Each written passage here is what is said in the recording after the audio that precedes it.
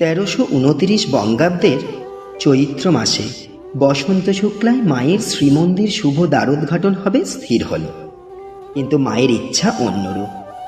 কাজ সম্পূর্ণ না হওয়ায় বিশেষ তোড়জোড় করে রামময় মহারাজ, কিশোরী মহারাজ প্রমুখের অক্লান্ত পরিশ্রমের বিনিময়ে অবশেষে মাতৃমন্দিরের শুভ উদ্বোধন অনুষ্ঠান সম্পন্ন হল 1300 বঙ্গাব্দের 6ই বৈশাখ, বৃহস্পতিবার অক্ষয় তৃতীয়ার শুভক্ষণে। মন্দির উদ্বোধনের জন্য প্রয়োজনীয় দ্রব্যাদিসহ স্বামী শারদানন্দজি, যোগিনমা ও অন্যান্য সাধুসহ আগেই জয়রামবাটি পৌঁছে গিয়েছিলেন। মায়ের ভারী স্বামী শারদানন্দ মহারাজ স্বয়ং মন্দিরের দ্বারোদ্ঘাটন কার্য সমাধা করলেন।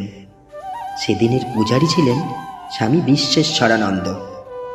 মন্দিরের পাশে অবস্থিত টিনের দ্বিতল গৃহ থেকে পূজনীয় শরৎ মহারাজ স্বয়ং শ্রী শ্রী মায়ের, শ্রী শ্রী ঠাকুরের এবং শ্রী শ্রী দক্ষিণা কালিকার পট একে একে বহন করে এনে মন্দিরে বসালেন।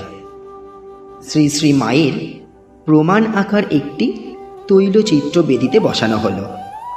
মা স্বয়ং এই তৈলচিত্রটিতে ফুল চন্দন দিয়ে পূজা করেছিলেন।